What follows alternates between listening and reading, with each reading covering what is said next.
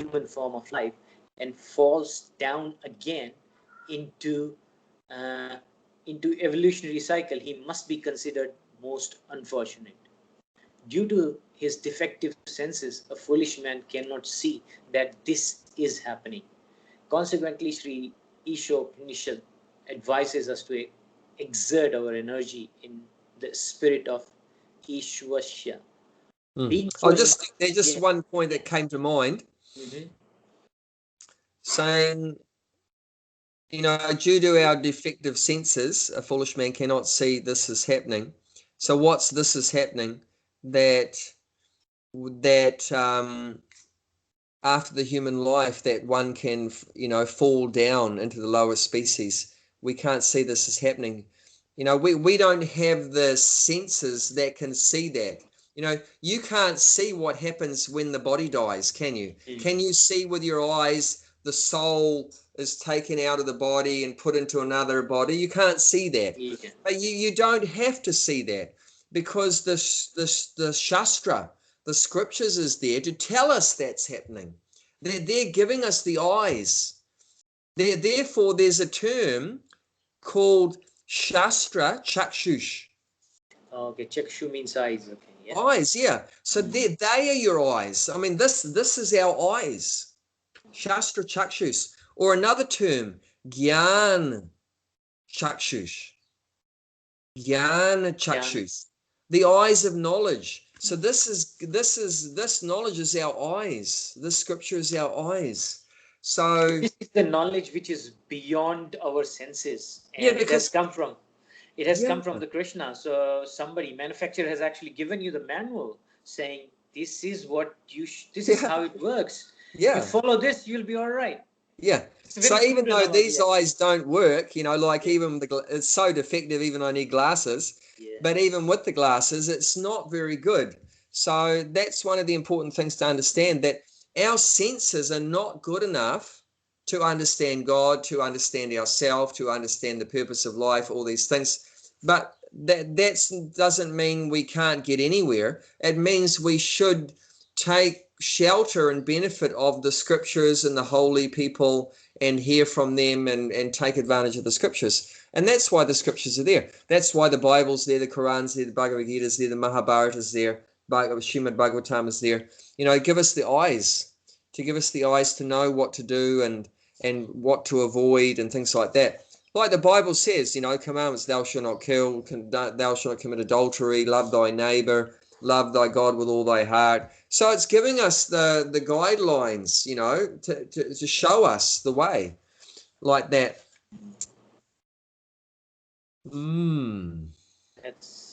So due to defective senses, a foolish man cannot see that this is happening. So we shouldn't be so foolish just to rely on our senses.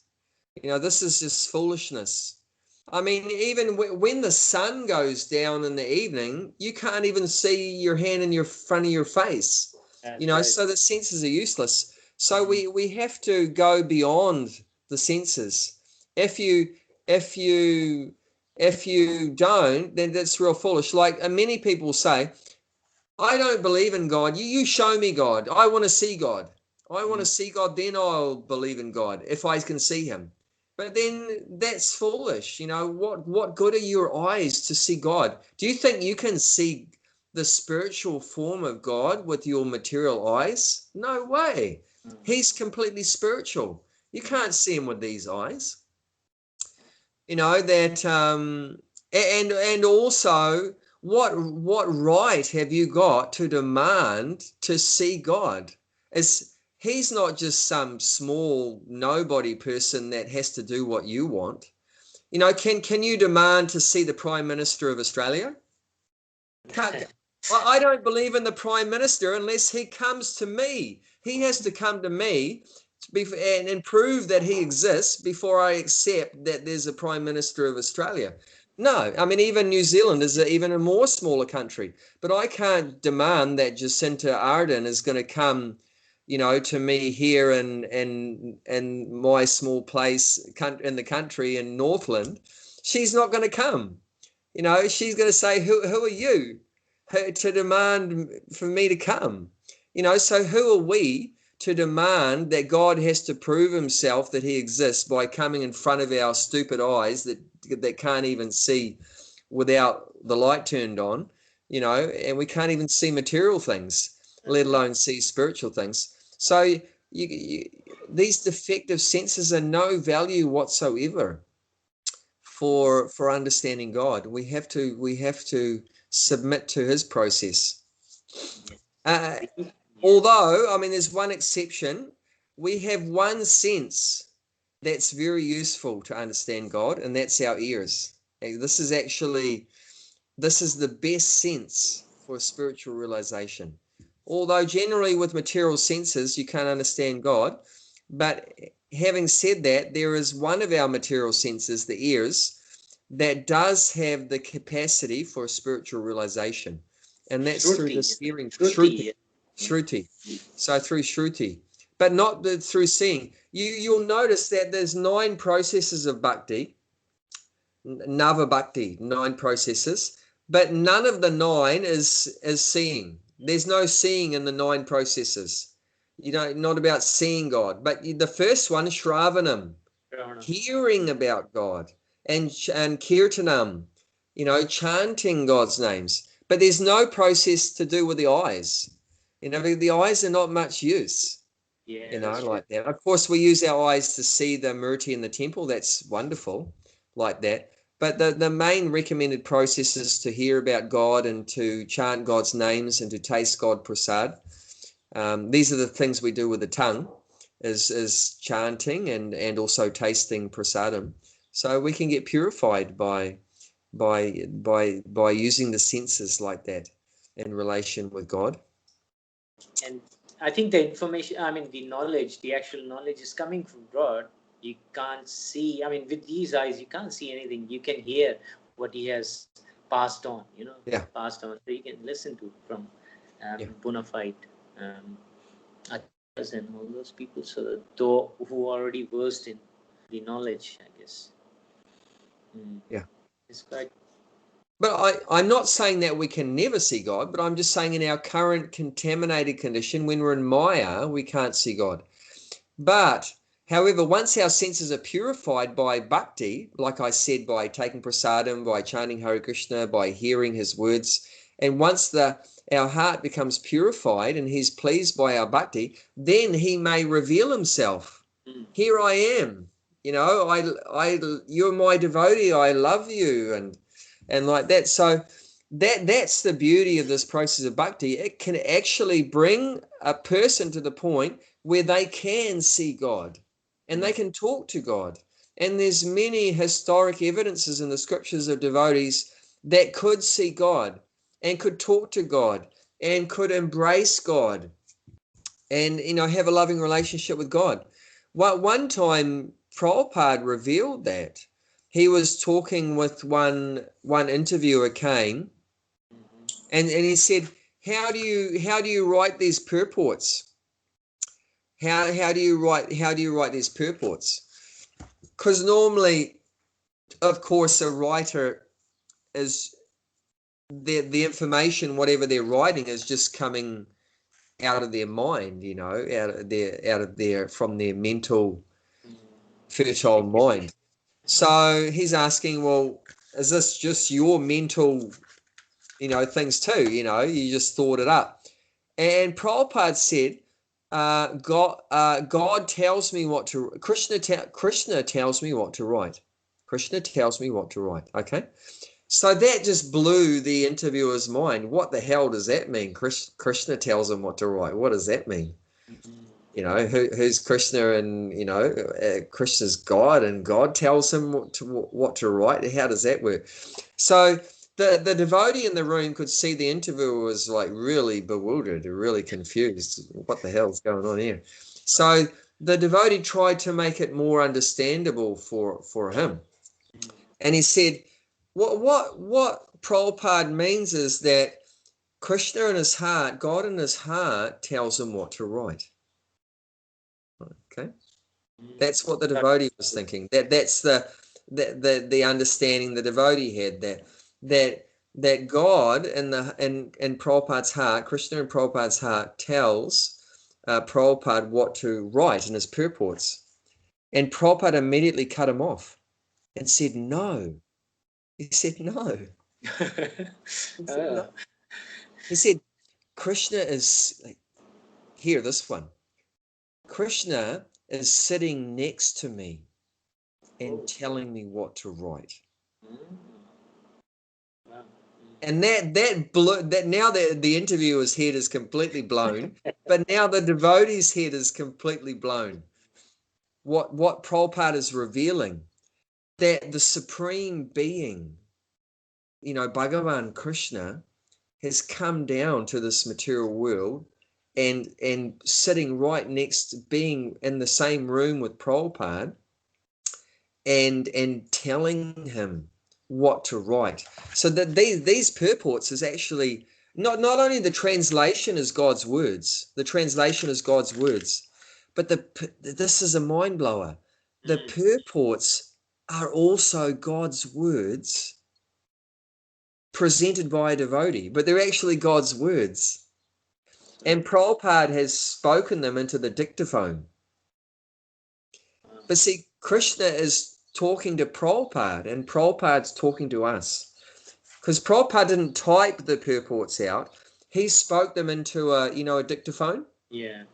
So the devotees provided him with a dictaphone to make it faster for him to do the purports, so he doesn't have to type it all out. And the devotees typed it out, but he just spoke it. So, but what's been revealed here in this pastime is that Krishna was with Prabhupada telling him what to say, and Prabhupada was just repeating that. So that's completely ecstatic. I mean, that's amazing, that to the point where if you become a pure devotee, that God will manifest himself to you in his original form. Of course, everyone has Paramatma in the heart, everyone. And of course, mostly Paramatma doesn't talk to anyone unless they are a surrendered soul, a pure devotee. And that's revealed in the Bhagavad Gita, that Krishna says that he within the heart of a devotee who serves him constantly with love, will give him the understanding how he can come to him. But he says that in the heart, he only talks to people that constantly serve him with love, basically meaning a devotee. But even a devotee can take it a step further, that not just God in the heart is talking to him, who is Paramatma, but this is another feature of God, Bhagavan. Of course, Paramatma and Bhagavan are different features of the same God, but that's Bhagavan is physically present there for the devotee. Another time, this is another mind blower. Some disciples were wondering, I wonder what my guru is doing right now. So two of them, they thought they'll open up the door and have a little peek in the room. So they just opened up the door a little bit, and what they saw completely blew their minds. First of all, they could hardly see anything because there was just a dazzling light. And the room was just full of light. And they could hardly see anything. They could just get a little bit of a glimpse of Prabhupada with tears coming out of his eyes like sideways. And then they shut the door, realizing we're not supposed to be seeing this. And what could possibly be the source of so much light? It's like the sun being in the room. What do you think? Where could that light come from? Because there's no light bulb that we've created that's that bright, Even, what do they call it? I can't remember. They have a term for lumens. Even if it was, a million lumens, wouldn't be that much light that you can't see anything in the room. So we know the source of the Brahma Jyoti, that light, the Jyoti, the Brahma Jyoti, the spiritual light, is Krishna's body. That Jyoti, that Brahma Jyoti, that spiritual light comes from Bhagavan's body. That's where Brahma Jyoti starts from. That's where it radiates from Krishna's body. So the only possible reasoning we can think with our logical minds is that the only thing that can produce that much light is it means God's in the room. God's in the room with Prabhupada, you know. So that means he's on, you know, a very special platform. Pure devotee. And then that's not only available to Prabhupada, but that's available to anyone and everyone. But the criteria is you have to become a pure devotee. You know, if you become then God may come to you. Of course, if you're a pure devotee, when you die, you're going to go to God. You're going to go wherever God is in Vaikuntha and the spiritual world. When you die, if you like it's saying here, if you live a God-centered life, when you die, you're not going to come back, take birth again. You're going to go to God. But this is far out. That if you live a God-centered life, until you die, not you die, but the body dies, until the body dies, God may come to you. You know, that he's enjoying your loving service, your bhakti.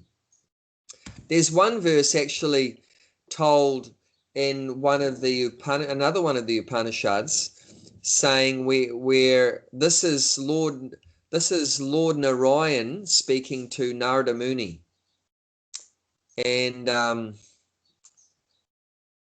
tastami vaikunte yoginam hridaye suva yat tatra tastami narada yatra mad gayanti mad bhakta. What that means is that Narayan is saying to his devotee Narada Muni, I do not live in Vaikuntha. Oh, really? I thought you did. I do not live in the heart of the yogi, because yogis meditate on the Lord, right? Yogis meditate on the Lord in the heart, Paramatma. I do not live in the heart of the yogi. I live wherever my devotees are singing my glories. Yatra Gayanti Mad Bhakta. Gayanti means singing. Mad Bhakta, my devotees. Wherever my devotees are singing my glories, then that's where I am. So the Lord loves to be living wherever the devotees are chanting his names and telling his pastimes and everything like that. That reminds me of one pastime. There was an estate that George Harrison from the Beatles donated to ISKCON in Prabhupada's time, and it was called the Bhaktivedanta Manor. It was in London, just out of London, and that was given during Prabhupada's time. And Prabhupada established a temple in that of Radha Gokulananda. Radha Gokulananda. The deities were named in that temple. And one day Prabhupada there was an arti being performed for Radha Gokulananda, and Prabhupada was there and the devotees. And then Prabhupada started behaving very strangely and offering prayers to like nothing, what the devotees thought was nothing. And then Prabhupada said, oh, you didn't see? Narada Muni had come. Narada Muni had come to see the kirtan, to attend the arti and see the kirtan. And from now on, you should make one asan, one seat just for Narada. It's reserved for Narada. So when Narada comes to attend the arti, he can sit there. So not only the Lord comes to the kirtans, the chanting of the pure devotees, but even the demigods and the sages, the rishis and say the munis and the devas come. So it's very attractive. These great personalities are very attracted to the Nama Kirtan and all this Krishna Katha and everything like that. So it's very special, very special.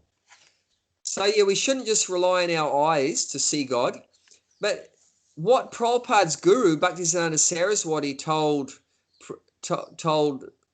everyone, and Prabhupada repeated it, is that don't try to see God, but act in such a way that God will want to see you. Different way of thinking about it. Think about that. Don't try to see God, but act.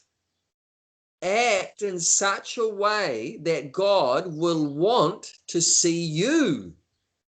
That's a complete opposite way of looking at it. No, I want to see God. No, forget about that. I'm going to behave in such a way that God will be pleased that, oh, I want to come and see Narendra. He's such a nice devotee, Narendra. I want to come and see Narendra, my devotee. And that's love. We've got to develop that loving relationship. And like that, you can't force them to come, but you act in such a way, very pleasing service you're doing, that they'll want to come to you. And then that's far out. So until the pure devotee dies, he has that personal relationship with the Lord. And then when the body dies of the devotee, then he goes to wherever the Lord is. So actually from the moment someone becomes a pure devotee, they're actually liberated. So in the scriptures doesn't say that the soul's liberated when they die. The scriptures says that the soul's liberated when they surrender to God. From that point, which is when we choose, right?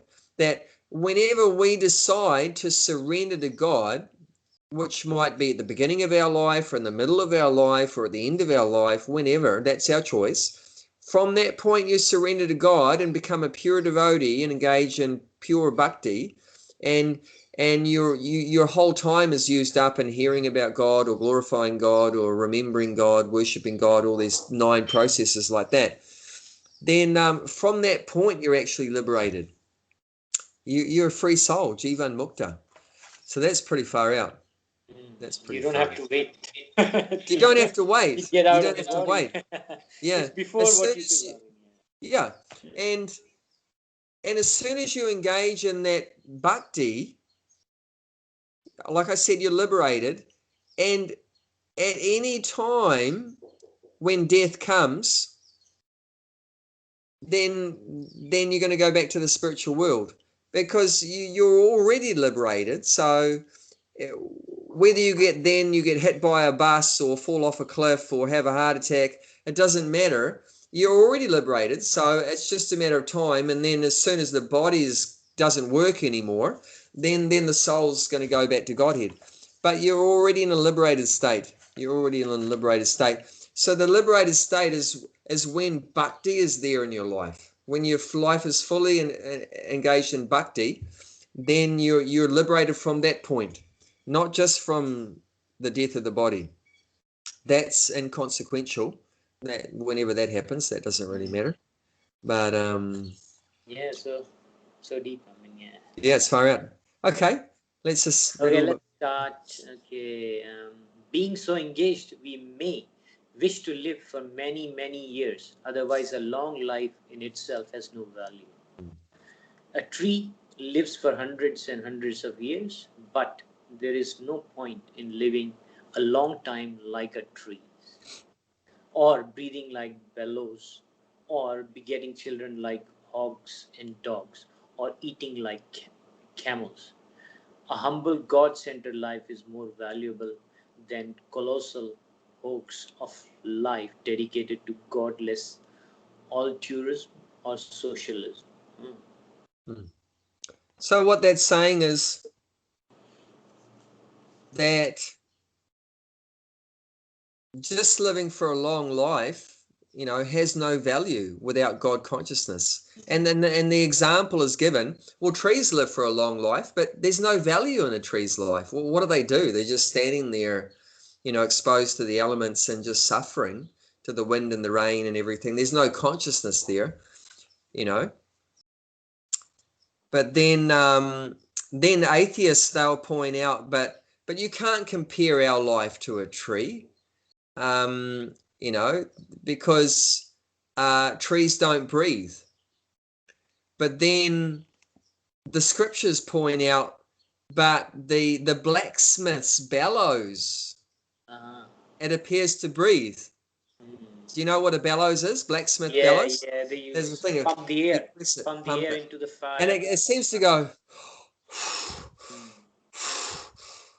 so it seems to breathe, but just breath is nothing special either. You know, even a machine can appear to breathe. So there's no value in just something breathing. But then the atheists will say, but then we have sex life. So okay, there's nothing special about having just a long life because trees have a long life. Okay, there's nothing special about breathing. I mean, we're breathing, but the bellows also breathes.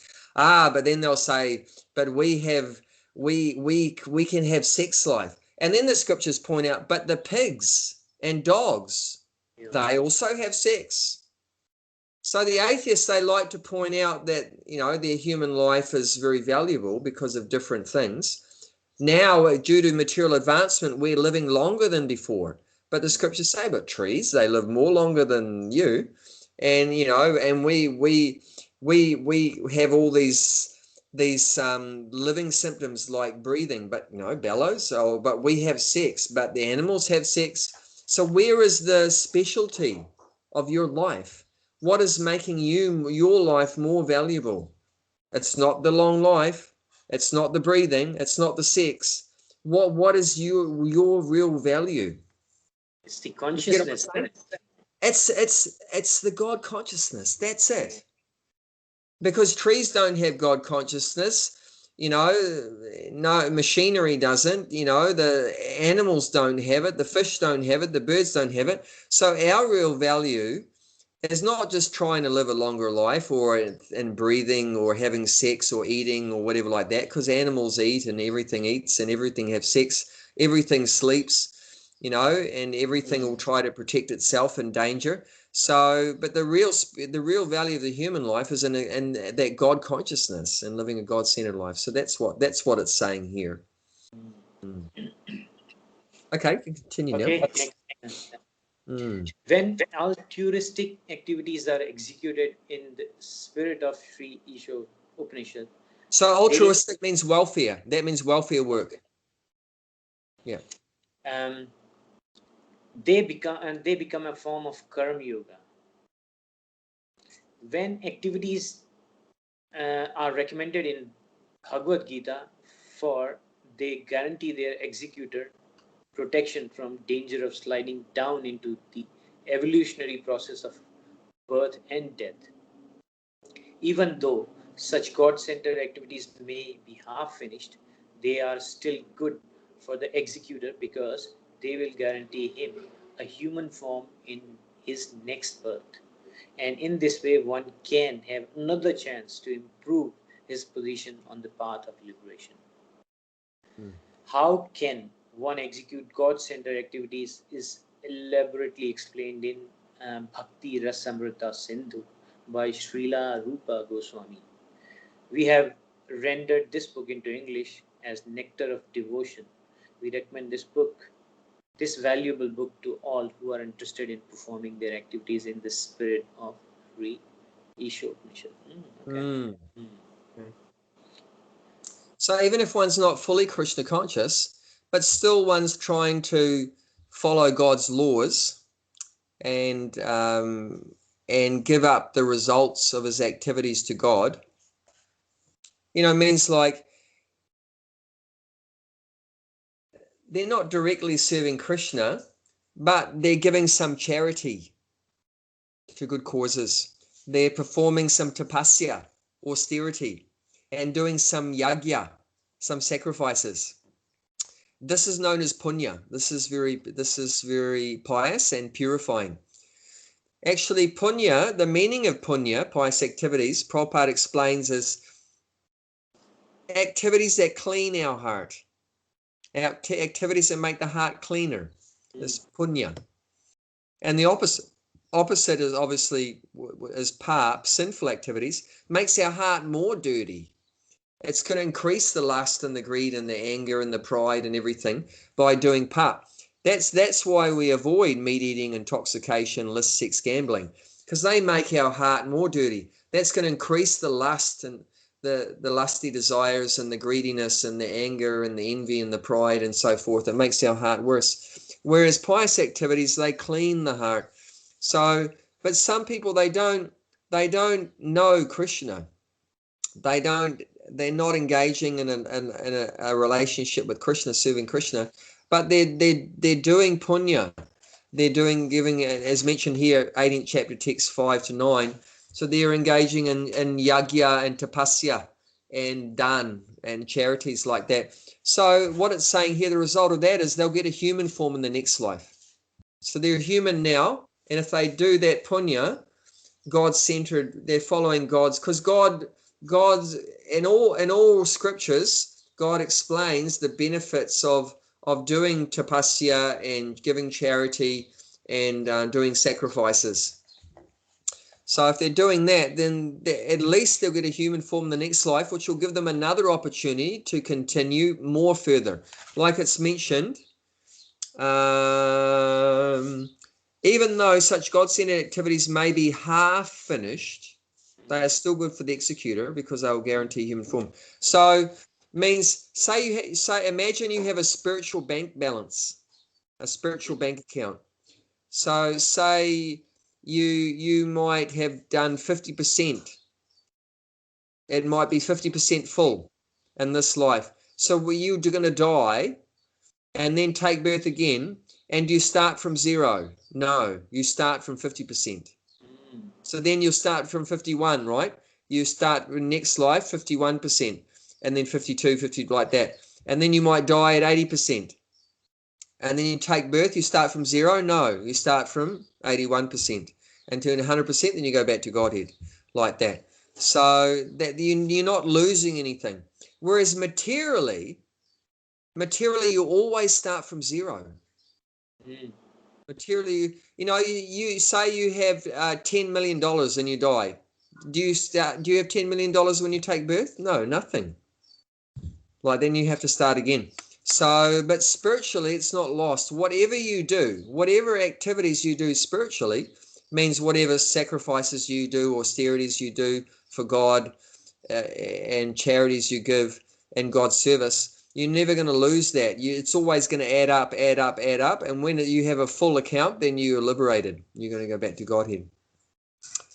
So that's the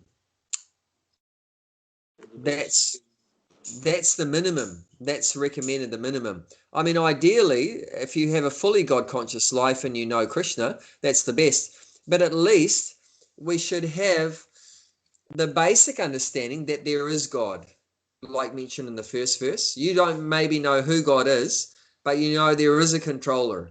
You're not so foolish to think there is no one in control.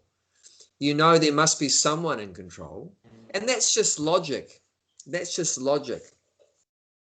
Even you might not know who is in control, but you know someone must be in control. And how can I say that's just logic? I think it's more of you're saying that if you question things around you, how they are happening, who's doing it, how you are here, who created you. I mean, those kind of things. If you think that there is some force there, somebody is controlling us, right? But I think from Bhagavad Gita, we know he's Krishna. But there is he's the Godhead. He's the controller, as he's saying in Bhagavad Gita. He's the creator. He's everything. So, but even if you're going to put aside religion, forget about religion. Forget about Bhagavad Gita and the Bible and the Quran and everything. Forget about religion, right? But just use your logic, your own brain. So we can figure out from our own brain, there must be someone in control. I'll give you an example. Sir Isaac Newton, right? Have you heard of Newton? We have Newton's law of relativity and so many. He's a scientist, and he's a very intelligent person, right? And he accepted there's a God. But he had one friend who's also a scientist, and he's an atheist. And he would never accept that there is a God in control or anything like that. And for him, everything just happens by chance and everything like that. So anyway, one time Newton's atheistic friend came to Newton's house, and Newton had a replica model of the universe in his house. The whole universe in a model form with all the planets and orbits and everything like that.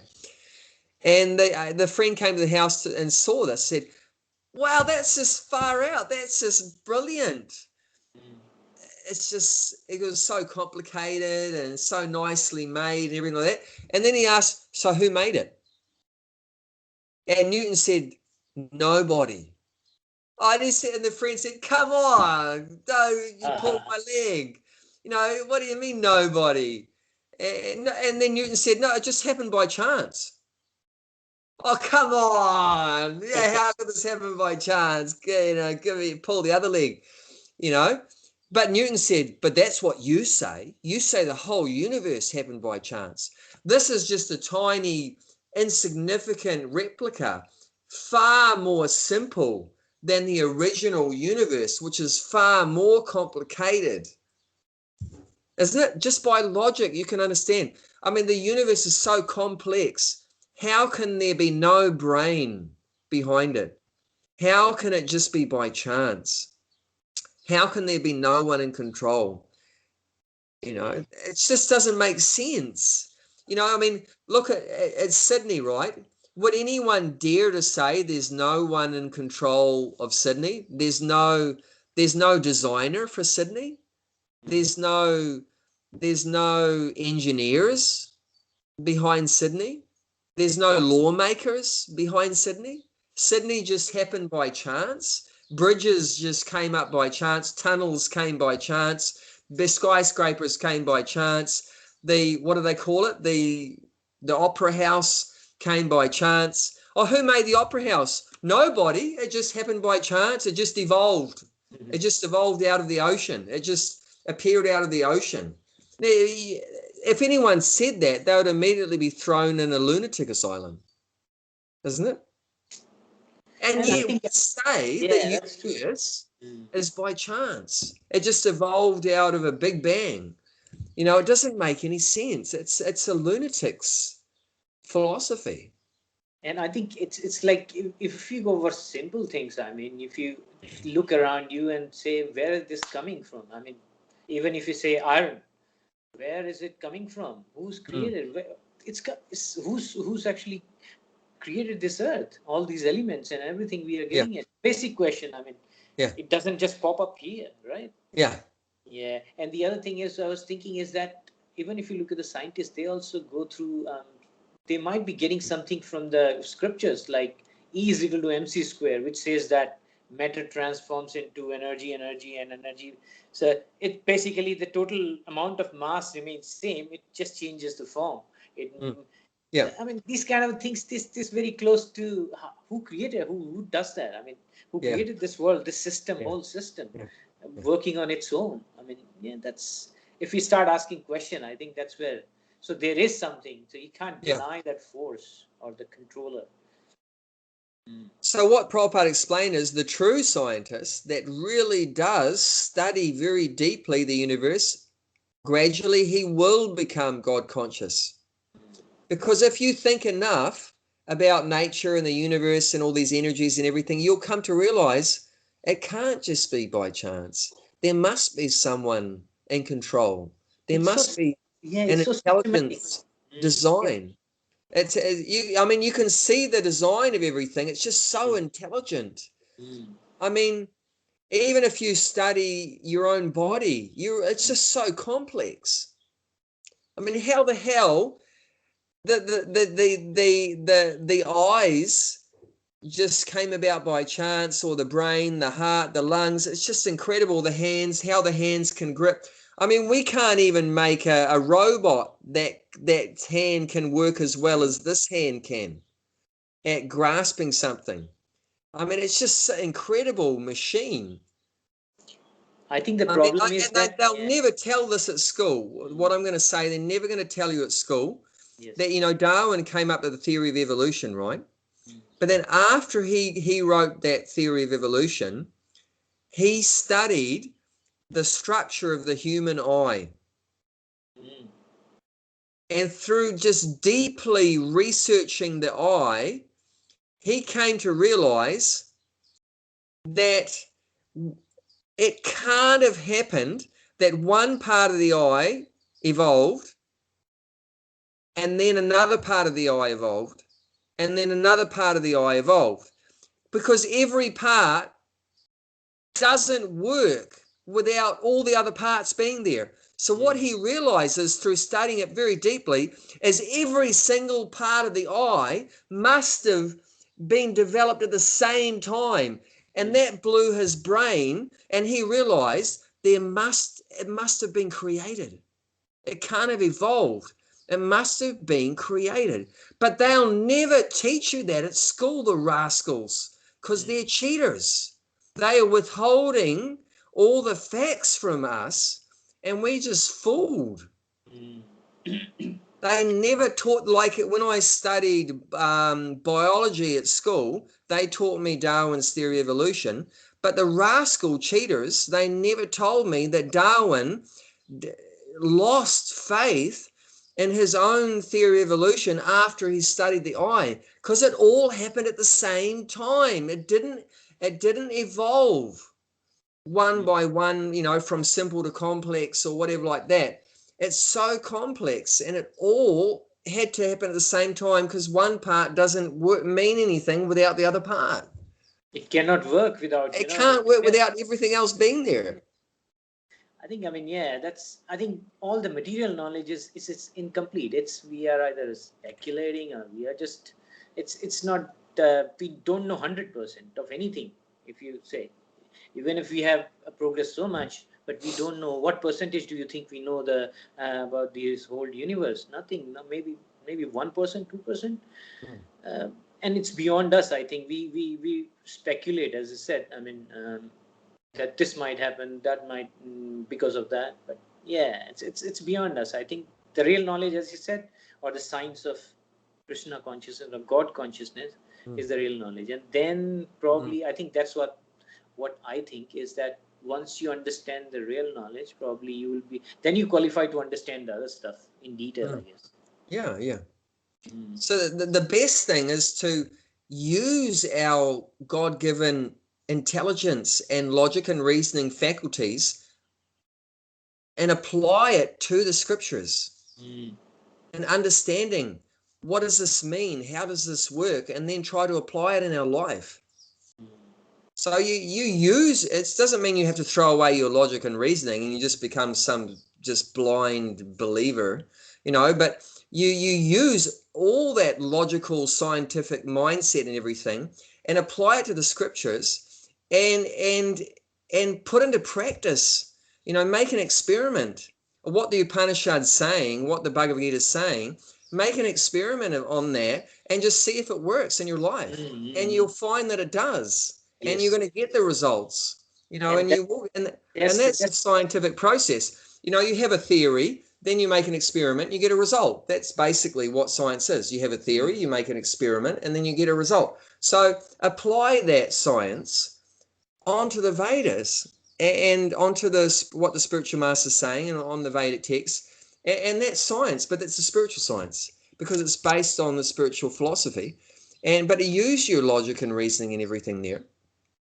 And the Vedas itself says there's one aphorism, phalena parichate, which means you judge a process by the phala, the fruits. So by the result. And I mean, and that's what I've done because I come from a scientific background. I don't just believe in what anybody says, but I've applied this information here in the Vedas, and I get fantastic results. So and that gives me faith that this is the truth. Because it's giving the results. What the results that it's promising, it's delivering. It's delivering. Yeah, that's true. That's true. Realization. I mean, basically, what is science? It's when you see when you realize something that's true, and that's where it is. I mean, when you start, but in this way, people are not getting to the point where they want to experiment. I think that's a slow process. Once they say start chanting or doing something which is God-centered, then they experience things. When you experience, that's realization, right? Yeah. Then it encourages you to go. That's what you're saying. I think that's what it is. It's you have to do it to see whether there are results or not, and definitely there will be results, and you will realize, and then you will try to go ahead in that particular direction. Yeah. And we call ourselves scientific, but actually we're not at all, because we're just blindly following society, which is producing horrible results. I mean, I was brought up, to follow the theory and make the experiment that you just gotta get educated. Why? To make money. To get a job. Why get educated? Why? To get a job. Okay, why to get a job? To get money. Why get money? To get material things. And why do you get material things? Because it'll make you happy. Now, I followed that right through. And what did I find at the end of it when I got the material things? Was I happy? No. I wasn't. I think that's the cycle. I was still unhappy. So it doesn't work. That model, that experience, that theory is I have disproved it. That theory is wrong. That theory that material things can make us happy is wrong. I know that because I've made that experiment and it doesn't work. I'm not saying that we don't need material things. We do, because the body can't exist without material things. But it's not going to make you happy. That's true. That promise that we were going to become happy from material things, that is wrong. I mean, we still need material things. I'm not saying we shouldn't get educated, shouldn't work and all that. But we need to follow another process to find happiness. And as we know, the main thing we're looking for is happiness. And that we need another process to find that happiness, because it's not from material things. Anyone that's tried that process knows that. So those material things is for the body. But the mistake we've made, and this is the basic error that modern society makes, is the theory that we are this material body. But that's the first wrong equation. We are the soul in the material body. Okay, so the material body needs all those material things, which is what you're thinking you were, but you're not that. You're the soul in the body. So, okay, you have to provide for the body. Yes, I agree. We all agree with that. But then you also have to provide what the soul needs. And what the soul needs is different than what the body needs. The body needs that house. It needs that car and that food and that clothes. But the soul doesn't need any of that. The soul needs love. Loving relationships, eternal loving relationships, and that's with God. And that's the only thing that truly makes the soul happy. And if you follow that process to satisfy the soul's needs and the process to follow the body's needs, then that's perfect. Yes. So all we complain about is that modern society is ignoring the needs of the soul. That's true. I mean, we are inventing things which are not required. I mean, it's you have so many unnecessary things we are focusing on, and especially the education. I mean, if, say, for example, this was the education, Bhagavad Gita starting, everyone read through that, the basic, how good it would be. I mean, but we are focusing on material knowledge probably because most of us do not have access or do not have and be lucky to be involved with things or by chance. But overall, most of the people are going materialistic, so you can't do much. And the education process as well. You said quite rightly that's what in India we follow. You go for good education, then you will get a good job, then you will have good. Everything is for as if it's a case of survival. But if you have read Bhagavad Gita, you don't need to actually work so hard. I mean, you don't have to do too much. It's just very basic and work on your soul side of spirit. Yeah, that's the main thing. Because ultimately the body is temporary, right? And ultimately the soul is eternal. So which is more important, the temporary thing or the eternal thing? The eternal thing, of course. Right. You know, so it's hard to realize, you know, once again, back to logic. It's just logical. But why don't we listen to our own logic? Why do we? I mean, we call ourselves scientific, but the way we behave is so unscientific. I mean, why have we just become so insanely materialistic at the expense of our spiritual needs? It just doesn't make sense. I think we have. What's the result? There's depression and anxiety and hypertension and stress. Right. It's just we're blowing apart because we're ignoring our inner well-being. It's just ridiculous. It's like the examples given, the bird in the cage, and you just polish the cage, but you never feed the bird. That's just ridiculous. You just look, oh, it's a nice cage, I'm going to make it shine and put ribbons on it and everything. But the poor bird inside, you never fed it. The bird is, which is more important? The cage is important or the bird is important? The bird is important. You know, so of course, I mean, you need the cage too, but I mean, the bird is the main subject, not the cage is the main thing. Focus should be the bird, not the cage. We are focused on cage, right? Yeah, focus on the cage, you know, or the car and the driver, you know. Yeah, the car, sure, it's useful, it gets you from A to B, but still the driver is the main thing. Yeah, that's right. You know, a car with you can have the best car on the planet, but if there's no driver, it's 100% useless. Yes. I mean, even you have the latest Ferrari or whatever like that for $1 million, but if there's no driver, that it's worth zero. But a driver can live without a car, isn't it? A car, I mean, a driver can live without a car, but a car doesn't have any meaning without a driver. So the soul doesn't actually need this body. I mean, we've been in many bodies, you know, so, and we can exist without a material body, you know, in our original spiritual body. So actually the soul is the most important thing. But still, this human life is very valuable. So we try to keep it alive because it can help us develop our spiritual realization.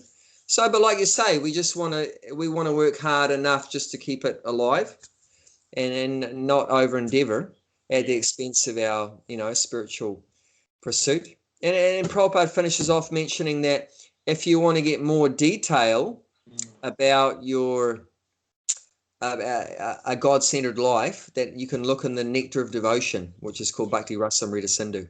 So that's another book that he's given. It's a bigger book, and that's like our the spiritual science. You know, the whole process. Step 1, step 2, step 3, step 4, like that. So it mentions 64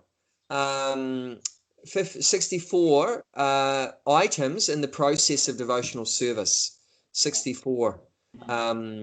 As the Bhakti Yoga devotional service is broken down into these 64 items. And then it explains different kind of relationships that we can have with God. Dasyaras, Sakyaras. Yeah, the whole process is given, and then the goal is given. It's showing you what the goal, who is God, and what kind of relationships can the soul have with God. And then that becomes, you know, inspiring when we realize just how beautiful God is and how many wonderful qualities he has. And then you really feel inspired to follow the process. I mean, because you can have a whole process, but you know, you've got to be convinced about why you should follow the process. It means what's the benefits? What good results am I going to get? So it also tells you about the transcendental or wonderful qualities of God, of Krishna. And then once you understand these amazing qualities of Krishna, it's just so attractive. And then you'll want to follow those 64 items in the process. So these different elements are given there in the Bhakti Rasamrita Sindhu. See, there's 3 main subjects, and that's all through the Vedas. One is Sambandha. Sambandha means relationship between the soul and the Supreme Soul God. And then Abhidaya. Abhidaya Abhidaya means process. What is the process for re-establishing that relationship? And prayojana. Prayojana means the goal. So those three things is in all aspects of our life, those three things are there. It's one subject is relationships, and then the process, and then goal. Yeah. So the Vedas is very scientific, and it covers all those three different elements. Yeah, that's the real science, I think. I mean, that's what we need to know, not the material knowledge. That's secondary. I mean, that should be the secondary knowledge. Yeah. All right, I think I've taken you a lot of time. Time's up. Yeah. Thank you very much. So nice to talk with you again. Yeah, very nice to talk to you, and thank you very much. Hare Krishna. You're welcome. Hare Krishna.